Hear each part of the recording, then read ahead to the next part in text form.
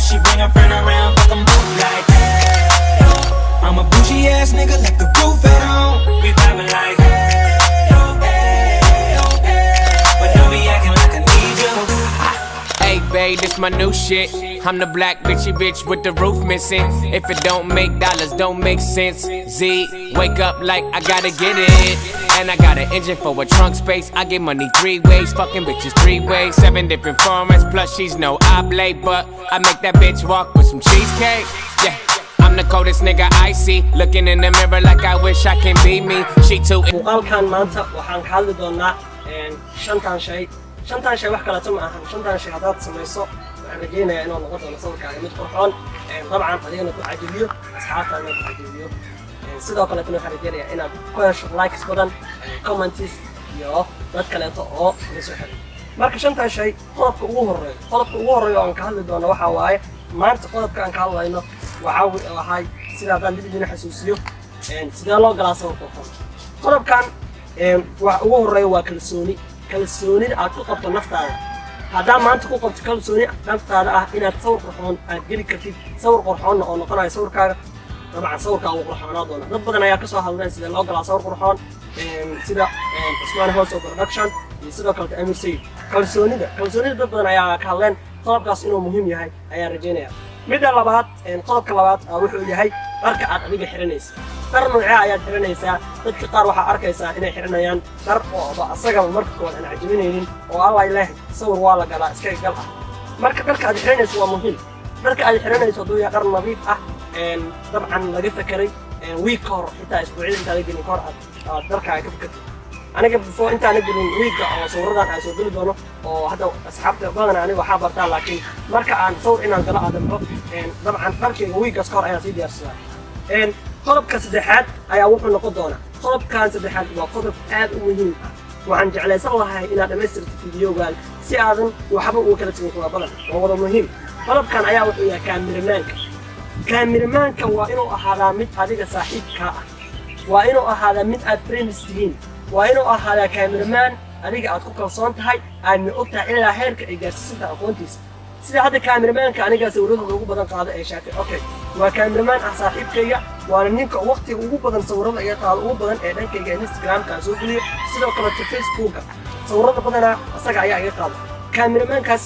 waxa waaye muhiim aad u muhiim ah qodobka saddexaad ayaa wuxuu yahay qodobka afraad ayaa wuxuu yahay meesha adiga aad sawirka ku galayso location-ka iyo goobta adiga aad sawirka ku galayso hadday tahay meel wasaqaysan dabcan sawirkaaga wuu wasaqaysnaanaya hadduu sawirkaaga wasaqaysmo asxaabtaaduna waxaa waaye ma kugu qanci doonaan sawirkaagana wax like ah la heli doono ama wax ka helitaana ma jiri doonaan qodobkaan ah meesha aad ku galayso goobaha lagu dalxiis tago oo ugu badan waa sida beerta Banaadir beerta Nabadda Daarusalaam Muqdisho markaa ka hadlayno iyo meelo kaleeto oo aad u xiiso gelina dadka qaar waxaa waaye way tagaan kaamiramaanka arka ayaa sawir ka qaado goobtay rabto ayayna ku galaan dabcan taas waa laga fiican yahay si aad u heshid wax qurxoon waa inaad quurtaa meel fiican waa inaad tagtaa waa inaad quurtaa kharash iyo qiimo adiga intaba marka adiga oo waqtigii ka baxaayo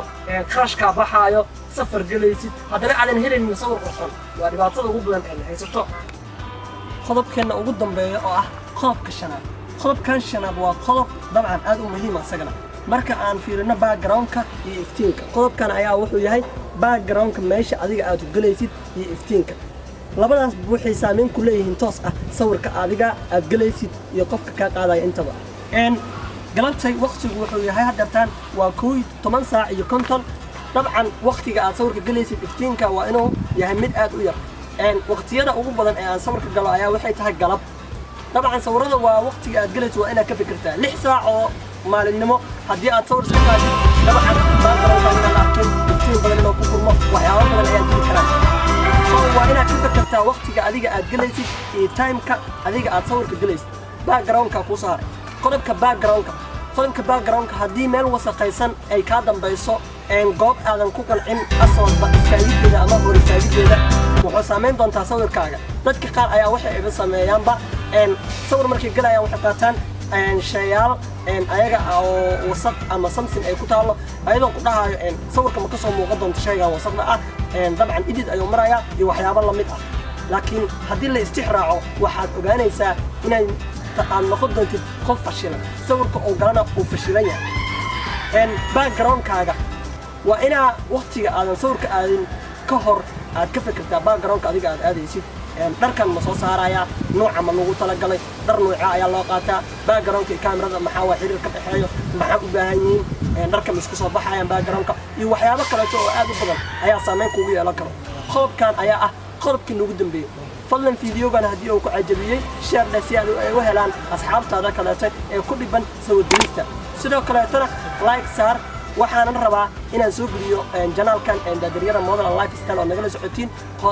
fiidiyoyaal badan oo ka hadlaaya dhanka gelista sawirada siyaabaha loo sameeyo fiidiyoyaasha waxyaabo badan oo ku saabsan nolosha farxadda lifestyle-ka waxyaabo badan janaalkan ayaa wuxuu noqon doonaa janaalkii ugu horreeyey ee ka hadla waxyaabahaas oo muqdisho laga leeyahay janaalo kale way jiraan oo outside-ka ah dad badan way jiraan oo ka hadla modelka iyo waxyaabaha la xiriiray marka fadlan waxaan soo dhigi doonaa linkiga dhinacyadeeda kaamirmaankayga khaaska ah asagana janaalkiisa xaggaas ayaad kala socon doontiin asagana qof walba oo danaynayo inuu galo soo ruxon waxaan kula talinayaa inuu instagramkiisa filo dhaho meelahan ayaan soo dhigi doonaa garabyada laba garbood midkood marka sidoo kaleeto waxaan rabaa inaan la wadaago wax badan si aan taas u wada gaarno janaalkan subscribe dheh waqti walbeeto iyo xilli walba waxaan isku dayi doonaa aan ku dadaali doonaa inaan soo geliyo video aad u qurxoon mid laga taxadiray waxyaabo badan wato